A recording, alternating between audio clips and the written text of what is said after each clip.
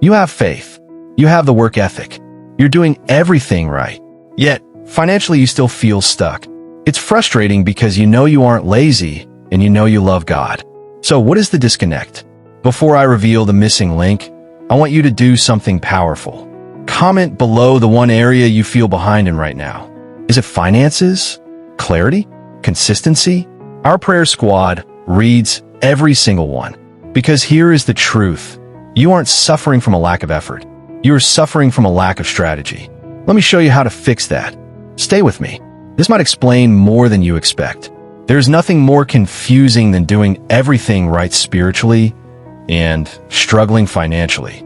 You give, you tithe, you dedicate your work to God. Yet, you seem stuck in the same place. And you wonder, why is it working for them but not for me? What if I told you the answer isn't in more prayer, but in a lost form of wisdom?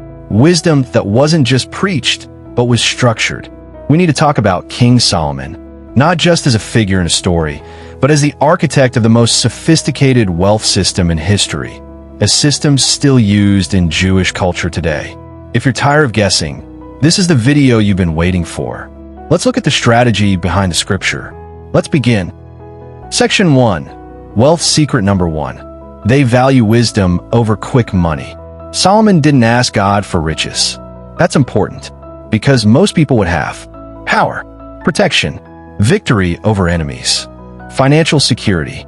But Solomon didn't reach for what looked urgent. He reached for what would last. When God appeared to Solomon in a dream and offered him anything, Solomon said, "Give your servant therefore an understanding mind to govern your people, that I may discern between good and evil." 1 Kings 3 verse 9. That request reveals something deep. Solomon understood that money without wisdom is dangerous. Power without understanding is destructive. Resources without clarity create chaos. And God's response was striking. "Because you have asked this, I give you a wise and discerning mind.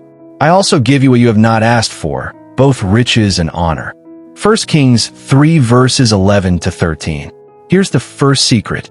Wealth followed wisdom, not the other way around. This order matters more than people realize. In Jewish culture, wisdom is treated like currency. Learning is an investment. Understanding systems is valued more than chasing outcomes. They don't ask, "How fast can I make money?" They ask, "How well do I understand what I'm building?" Many people today want money to solve confusion. But Solomon understood that clarity creates money. This is where most people miss it. They pray for provision, but avoid the discipline of learning.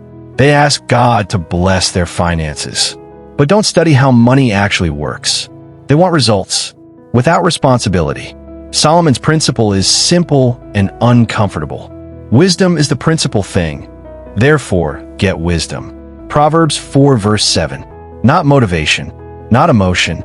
Wisdom. Practical application. Start treating learning like wealth. Read books that stretch you. Study skills that pay over time. Understand systems, not just outcomes. Because money doesn't follow effort alone. Money follows clarity.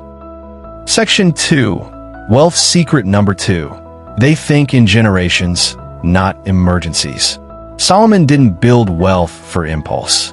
He built for legacy. Scripture says, "A good man leaves an inheritance to his children's children." Proverbs 13 verse 22. That verse alone exposes a mindset gap. Many people today are stuck in survival mode. Every decision is about now. Bills, pressure, urgency, relief.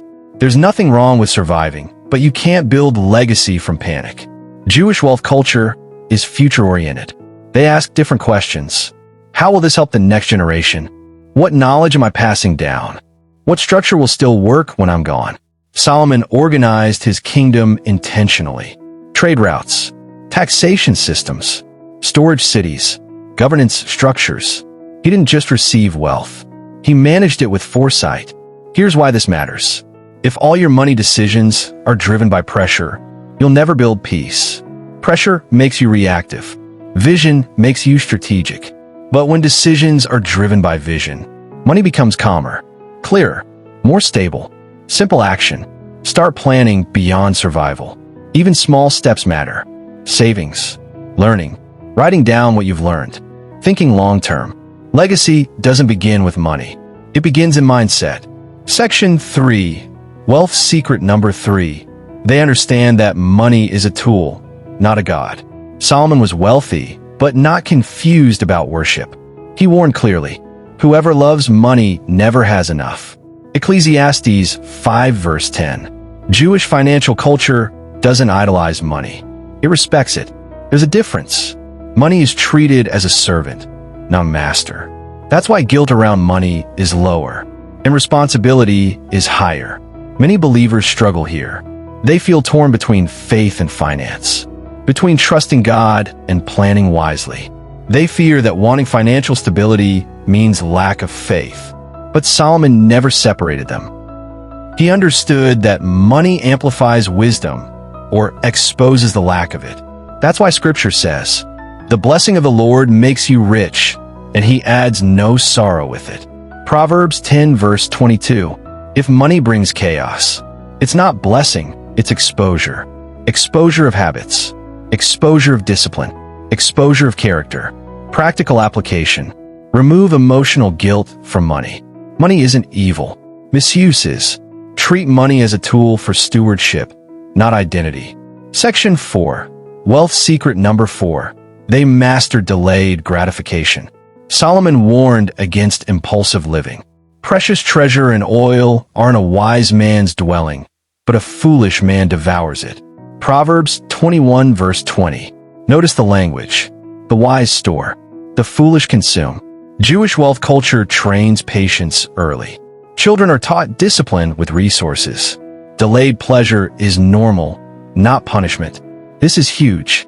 Most financial struggle isn't income, it's impulse.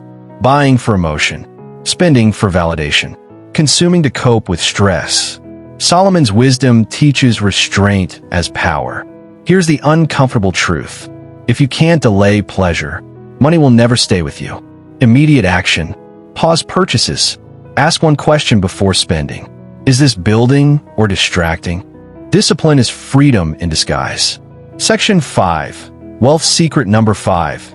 They connect faith to daily decisions. Solomon didn't see faith as an event. It was a system. In all your ways acknowledge him, and he shall direct your paths. Proverbs 3 verse 6. Faith wasn't reserved for prayer alone. It shaped contracts, leadership, trade, planning. Many believers today separate faith and function.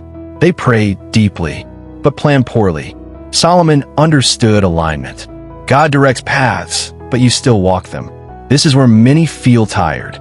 You pray in silence. You believe quietly, but nothing seems to shift. Often, it's not faith that's missing, it's structure. Action step. Invite God into planning, budgets, learning, decisions. Prayer without direction leads to frustration. Section 6. Wealth secret number 6. They build community, not solo success. Solomon's wealth wasn't isolated. Two are better than one, for if they fall, one will lift up the other. Ecclesiastes 4 verses 9 to 10. Jewish financial systems emphasize networks, mentorship, partnership, shared wisdom. Isolation is expensive. Many people struggle alone, quietly ashamed to ask for help. Solomon's wisdom shows that growth multiplies in community. Practical step. Seek wise voices. Not hype, not noise. Wisdom compounds when shared. Section 7. Wealth secret number 7. They teach money as a responsibility, not a miracle. Solomon never promised ease. He promised wisdom. The plans of the diligent lead surely to abundance. Proverbs 21 verse 5. Notice the words. Plans, diligence, not wishes, not vibes. In Jewish culture, money isn't seen as a reward for the lucky or a burden for the stressed. It is seen as a stewardship.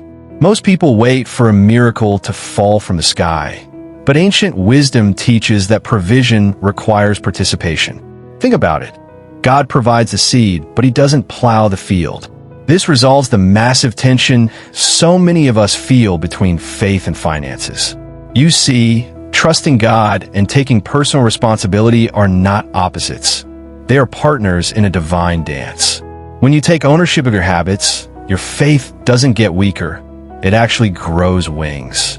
Now, I know what some of you are thinking. You've been trying. You've been working. And honestly, you're exhausted. You've prayed in the quiet hours of the night, wondering if the principles simply stopped working for you. If that's you, listen closely. You are not behind. You're in the middle of a process.